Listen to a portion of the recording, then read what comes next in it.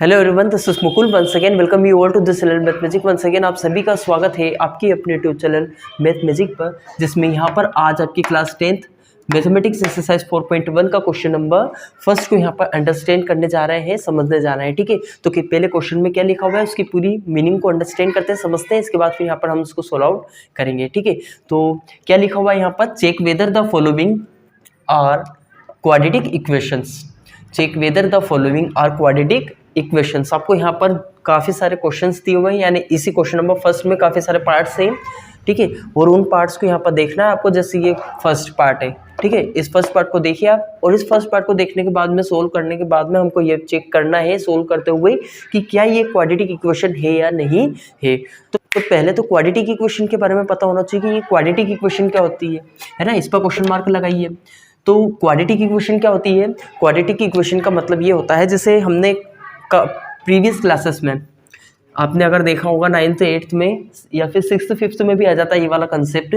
तो 5th 6th class में जब हमने देखे थे तो वहाँ पर पोलिनोमियल दिखे थे। क्या देखे थे स्टूडेंट?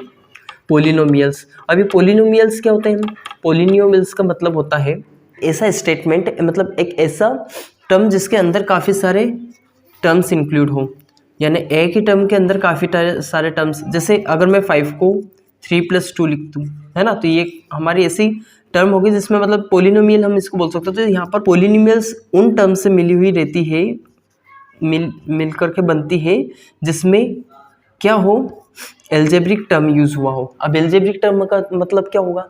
जैसे यहाँ पर हम वेरिएबल देखते हैं x y z a, तो ऐसे नंबर्स, ऐसी टर्म्स जिसमें यहाँ पर वेरिएबल्स का यूज़ किया हुआ हो, है ना। जैसे 2x² + 5x, तो ये क्या हो जाएगा हमारे स्टूडेंट? पोलिनोमियल। पोलिनोमियल। अभी पोली का मतलब क्या होता है? पोलिनोमियल का मतलब हिंदी में अगर हम देखें तो बहुपद होता है। क्या होता है स्टूडेंट? बहुपद। अब बहु का मतलब क्या हो जाता है? बहुपद। तो बहुपद मतलब कि काफ़ी सारे पद, है ना। पद मतलब टर्म्स, ठीक है। इंग्लिश में अगर हम इसको देखें तो ये टर्म्स हो जाएगा, और बहु का मतलब काफ़ी सारी। तो काफ़ी सारे टर्म्स की बात यहाँ पर होगी। अब ये तो हो गई हमारी 1 टर्म, ये हो गई हमारी 2 टर्म, ये हो गया हमारा फर्स्ट टर्म, सेकंड टर्म। तो काफ़ी सारी टर्म्स होगी ना। अगर यहाँ पर मैं 5x लिख दूँ तो मुझे बताइए कि ये पोलिनोमियल होगा क्या? नहीं होगा। तो ये एक पोलिनोमियल नहीं होगा। क्यों नहीं होगा? क्योंकि यहाँ पर सिर्फ एक ही टर्म में, अगर यहाँ पर मैं 5x + 1 कर दूँ, या 5 कर दूँ, या 6 कर दूँ, 5x + 11 कर दिया, तो ये एक पोलिनोमियल होगा या नहीं होगा? ऑब्वियसली होगा, क्योंकि यहाँ पर जो टर्म्स यूज़ हो रही हैं, कितनी टर्म यूज़ हो रही है? एक से ज़्यादा टर्म यूज़ हो रही है। तो हम इसको क्या कह देंगे स्टूडेंट? ये हो जाएगा हमारा पोलिनोमियल। ठीक है, आया इतना समझ में? अब इसके बाद फिर हम आगे बढ़ते हैं, जिसमें हमको देखना है कि क्वाड्रेटिक इक्वेशन क्या होती है। तो जो पोलिनोमियल है यही हमारा 3 टाइप्स में यहाँ पर डिवाइड होता है। फर्स्ट टाइप आपका लीनियर होता है, लीनियर पोलिनोमियल। कौन सा होता है स्टूडेंट? Linear polynomial. सेकेंड होता है आपका क्वाड्रेटिक पोलिनोमियल, क्वाड्रेटिक पोलिनोमियल, ठीक है। और थर्ड होता है आपका क्यूबिक पोलिनोमियल। कौन सा होता है स्टूडेंट? Cubic polynomial. तो यहाँ पर पोलिनोमियल्स 3 पार्ट्स में डिवाइड है। पोलिनोमियल्स का मतलब समझा, जिसमें काफ़ी सारी टर्म्स रहती है। काफ़ी सारी टर्म्स मतलब यहाँ पर एक से ज़्यादा टर्म होती हो, ठीक है। यहाँ पर 5x ओनली दिया हुआ है था, तो ये पोलिनोमियल नहीं होगा। लेकिन यहाँ पर 5x + 1 कर दें, या फिर 5x + 1x + 3 कर दें, या फिर 5x + 9 कर दें, एक ऐसा करके यहाँ पर अगर हम एक ही टर्म से ज़्यादा अगर किसी भी नंबर यहाँ पर आ रही हो तो हम उसको पोलिनोमियल कहेंगे, ठीक है। अब यहाँ पर लीनियर पोलिनोमियल क्या होता है? मतलब कि ऐसा एल्जेब्रा यूज़ किया गया हो, ऐसा अल्फ़ाबेट यूज़ किया गया हो, यानी वेरिएबल यूज़ किया गया हो जिसकी एक ही पावर रहे। जैसे 5x, ठीक है, 5x + 10, तो ये हमारा एक लीनियर पोलिनोमियल रहेगा, ठीक है। अगर वही मैं आपको 5x² + 10 अगर कर दूं तो ये हो जाएगा स्टूडेंट आपका क्वाड्रेटिक पोलिनोमियल। वहीं अगर मैं आपको 5x³ करके +10 अगर लिख देता हूं तो ये हमारा क्यूबिक पोलिनोमियल के अंतर्गत आ जाएगा, ठीक है स्टूडेंट। अब ऐसा हम यहाँ पर इसको देख सकते हैं, ये लीनियर पोलिनोमियल हुआ, ये क्वाड्रेटिक पोलिनोमियल हुआ, और ये हमारा क्यूबिक पोलिनोमियल हो चुका है। अब यहाँ पे क्या करेंगे हम साथ में, इसके बाद अब देखते हैं कि ये जो इक्वेशन है ये क्या, मतलब क्वाड्रेटिक तो हमने समझ लिया, ये क्वाड्रेटिक पोलिनोमियल हो गया, लेकिन हमें क्या देखना है? Quadratic equation. तो क्वाड्रेटिक इक्वेशन अगर इसके साथ यहाँ पर ये हमारा क्वाड्रेटिक पोलिनोमियल है, अगर क्वाड्रेटिक पोलिनोमियल में हम बराबर 0 कर दें यानी इक्वल्स टू 0 अगर आ गया तो ये हमारी क्या बन जाएगी कि इक्वेशन बन जाएगी। और इक्वेशन बन गई तो ये कौन सी इक्वेशन होगी स्टूडेंट, हमारी क्वाड्रेटिक इक्वेशन होगी। ये हमारी लीनियर इक्वेशन हो जाएगी अगर हम इसके सामने 0 कर देते हैं तो ये, और ये हमारी क्यूबिक इक्वेशन हो जाएगी। लेकिन यहाँ पर हमें क्वाड्रेटिक इक्वेशन के बारे में पढ़ना है तो ये हमारी कौन सी हो जाएगी स्टूडेंट, क्वाड्रेटिक इक्वेशन। ठीक है, तो आया समझ में इतना। इसके बाद अब हम यहाँ पर इसको डिटेल में पूरा अच्छे से इसको अंडरस्टैंड करते हैं। Now let's start. So student अभी हमने समझा यहाँ पर क्वाड्रेटिक इक्वेशन क्या होती है। अब इसको यहाँ पर हमको चेक करना होगा पहले कि क्या ये क्वाड्रेटिक इक्वेशन है या नहीं है। तो इसको चेक करने के लिए सबसे पहले तो क्वाड्रेटिक इक्वेशन का आप यहाँ पर देखिए, जनरल जो इक्वेशन होती है वो यहाँ पर ये होती है a x square plus b x plus c equals to 0। अब ये जो a है ये तो हमारे कांस्टेंट होंगे, क्या होंगे स्टूडेंट, कांस्टेंट होंगे। और जो x है वो हमारा क्या है, वेरिएबल है। अब a कांस्टेंट कैसे हुआ, यहाँ पे अभी आप सोचोगे कि यहाँ तो सर आपने a लिख दिया हो तो a कांस्टेंट कैसे हो सकता है। a कांस्टेंट का मतलब है यहाँ पर 5x square plus 9x plus c equals to कितना हो जाएगा, 0 हो जाएगा। ठीक है, तो यहाँ पर 5 9 और यहाँ पर सी को यहाँ पर मैंने जैसे सपोज 10 लिख दिया, तो यहाँ पर 5 9 और 10 कभी चेंज हो सकते हैं क्या इनके प्लेस पर, यहाँ पर ये कभी चेंज नहीं हो सकते। तो यहाँ पर 5 9 और 10 कभी चेंज हो सकते हैं क्या, है ना। 5 की जगह पे यहाँ पर क्या हम 6 7 कर सकते हैं क्या, नहीं कर सकते हैं। जहाँ पर क्वेश्चन में अगर आपको 6 7 लिखा होगा तो वहाँ पर 6 7 की जगह पर वो 6 7 ही रहेंगे, वहाँ पर हम 5 6 7 नहीं, वहाँ पर हम 5 4 नहीं कर सकते। इसी तरीके से यहाँ पर अब जब हम इसको देखेंगे वेरिएबल, तो ये एक्स स्क्वायर है, एक्स स्क्वायर और एक्स। ठीक है, यहाँ पर अगर ये इतना भी आ जाता है 5x स्क्वायर प्लस 10 तो भी ये इक्वेशन रहेगी या नहीं रहेगी, क्वाड्रेटिक इक्वेशन रहेगी। क्यों रहेगी, क्योंकि यहाँ पर 5x स्क्वायर प्लस हम यहाँ पर 0x कर सकते हैं प्लस 10 इक्वल्स टू यहाँ पर 0। ठीक है, ऐसे हम यहाँ पर पूरा क्वाड्रेटिक इक्वेशन हम इस तरीके से हम इनको चेक करना होगा, है ना। तो अब यहाँ पर क्या होगा, ये हमारी जनरल स्टेटमेंट है, इसके अकॉर्डिंग हम यहाँ पर चेक कर सकते हैं। लेकिन अभी आपके माइंड में क्वेश्चन ये आ रहा होगा कि सर अभी तो आपने बताया कि सिर्फ एक ही टर्म, एक से ज़्यादा अगर टर्म हो, यानी एक से ज़्यादा अगर 2 टर्म भी हुई तो वो हमारी क्वाड्रेटिक इक्वेशन होगी। तो फिर हमें ये करने की क्यों ज़रूरत है, हमें ये इक्वेशन लेने की क्यों ज़रूरत है। तो यहाँ पर एक ऐसा यहाँ पर जनरल स्टेटमेंट इसको नेम दे दिया हुआ है जिसकी वजह से यहाँ पर हमको पता चल जाएगा कि ये हमारी क्वाड्रेटिक इक्वेशन है या नहीं है। ठीक है, आया स्टूडेंट समझ में इतना। अगर नहीं आया तो यहाँ पर जब हम क्वेश्चंस करेंगे तो यहाँ पर फिर आप you will be able to understand more. ठीक है, यहाँ पर ज़्यादा अच्छे से आपको समझ में आएगा। तो यहाँ पर x प्लस 1 का होल स्क्वायर लिखा हुआ, तो अगर हम इसको ओपन करें, यहाँ पर इसको ओपन करें तो एक्स स्क्वायर प्लस 1 स्क्वायर, हम किस बेस पर इसको ओपन कर रहे हैं, a प्लस बी के होल स्क्वायर के अकॉर्डिंग। ठीक है, तो a का स्क्वायर प्लस b का स्क्वायर प्लस 2ab होता है, तो यहाँ पर 2 मल्टीप्लाई 1 तो 2 ही रहेगा, फिर मल्टीप्लाई x करेंगे यानी b करेंगे 2ab। आया स्टूडेंट इतना समझ में, 2ab x square plus b a square plus b square plus 2ab। अब यहाँ पर क्या करेंगे, इक्वल्स टू, ये यहाँ पर इतना आपको करना है।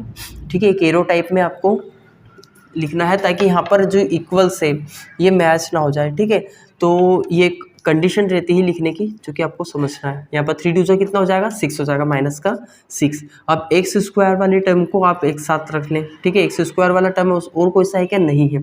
यहाँ पर अब देखते हैं हम एक्स वाला, ये एक्स स्क्वायर हो गया, ये एक्स वाले यानी एक्स वेरिएबल जो टर्म है, एक्स वेरिएबल जो है हमारे पास, उसके साथ कोई सा भी यहाँ पर कॉन्स्टेंट जुड़ा हुआ हो, हम उनको सबको एक साथ लिख लेंगे। ठीक है, अब एक्स स्क्वायर का यहाँ पर फिनिश हुआ हमारा वर्क। इसके बाद फिर हम देखते हैं कि एक्स वाले कौन कौन और हैं। ठीक है, तो यहाँ पर 2x है, यहाँ पर भी 2x है, लेकिन ये इक्वल्स टू में है, यानी कि राइट हैंड साइड पर। तो हम जब लेफ्ट हैंड साइड पर लेकर के आएंगे तो ये हो जाएगा स्टूडेंट हमारा माइनस।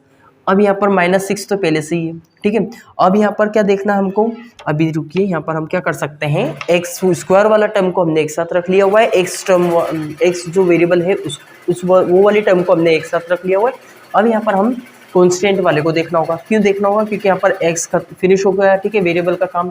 अब इसके बाद यहाँ पर हमारा लिखा हुआ है -6 और 1 का स्क्वायर 1 ही रहता है, तो 1 + 1 तो यहाँ ऑलरेडी है ही।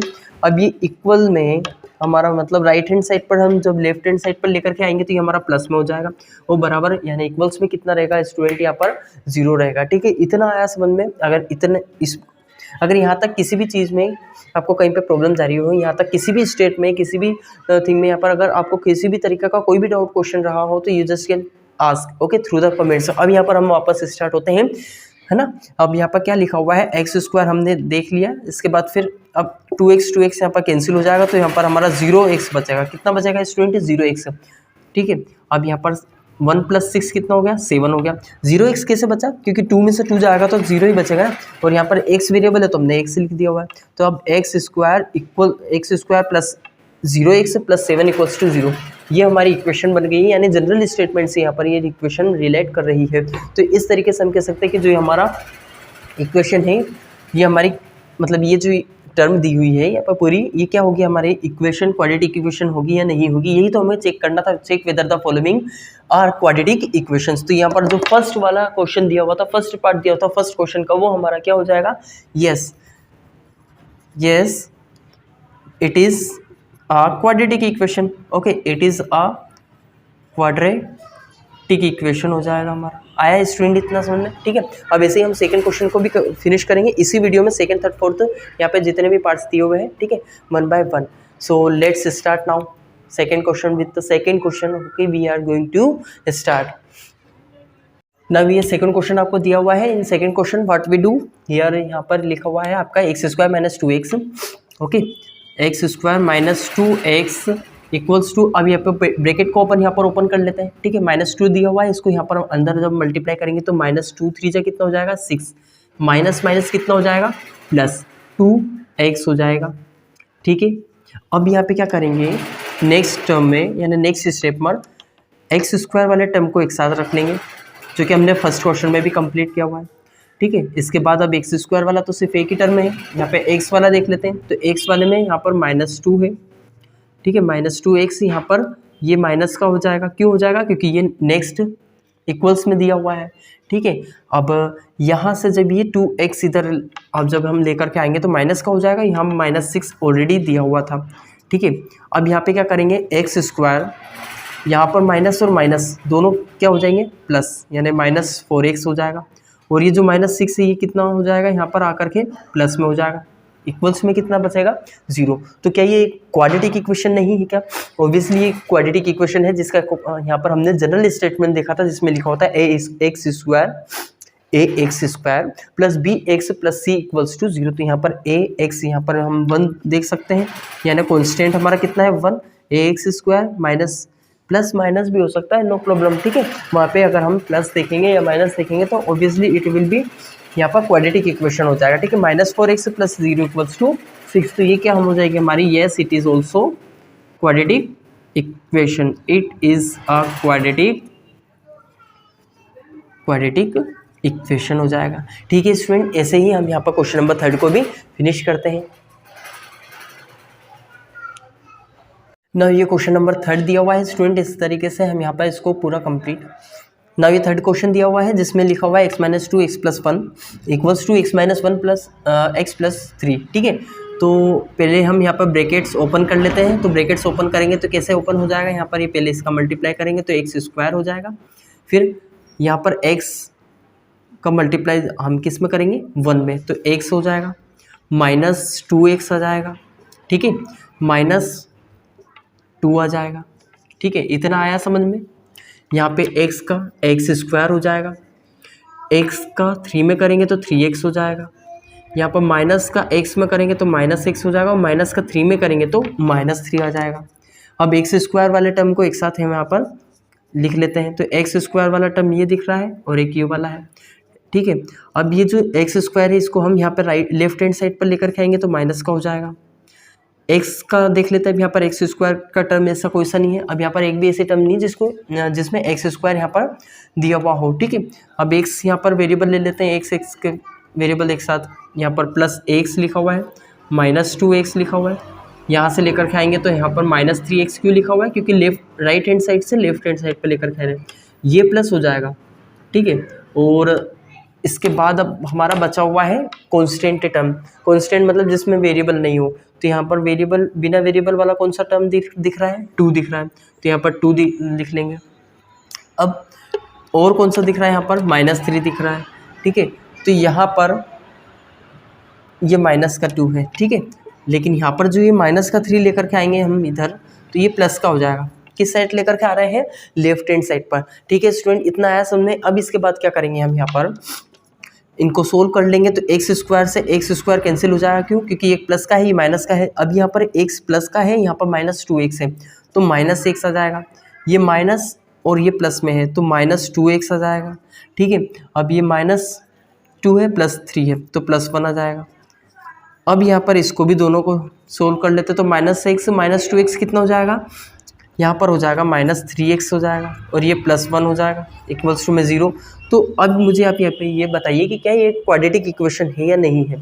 तो ये क्वाड्रेटिक इक्वेशन नहीं होगी। क्यों नहीं होगी? क्योंकि यहाँ पर मैंने अभी कंडीशन में आपको बताई हुई है कि ax² + bx + c equals to कितना होना चाहिए स्टूडेंट। यहाँ पर ये हमारी जनरल स्टेटमेंट है, जनरल स्टेटमेंट के अकॉर्डिंग यहाँ पर एक्स स्क्वायर वाला टर्म भी होना चाहिए, लेकिन यहाँ पर एक्स स्क्वायर वाला टर्म नहीं है, डायरेक्टली कौन सा वाला है, एक्स वाला है, यानी कि एक्स की पावर 1 वाला यहाँ पर क्वाड्रेटिक इक्वेशन नहीं दिया हुआ है। एक ऐसी पॉलिनोमियल है जिसके अंदर सिर्फ एक्स का यहाँ पर जो हाईएस्ट डिग्री है वो कितनी है, 1 है। ठीक है, इतना आया स्टूडेंट समझ में। अब इसके बाद फिर यहाँ पर हम क्वेश्चन नंबर 4 पर प्रोसीड करेंगे और क्वेश्चन नंबर 4 के बाद में फिर उसके नेक्स्ट वाला क्वेश्चन। ठीक है, तो now let's start one more time.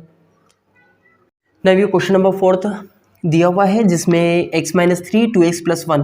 पहले इसको सोल्व कर लेते हैं, फिर इसके बाद इसको हम सोल्व करने जाएंगे। ठीक है, तो x के यहाँ पर 2x में करेंगे तो कितना हो जाएगा स्टूडेंट, 2x² हो जाएगा।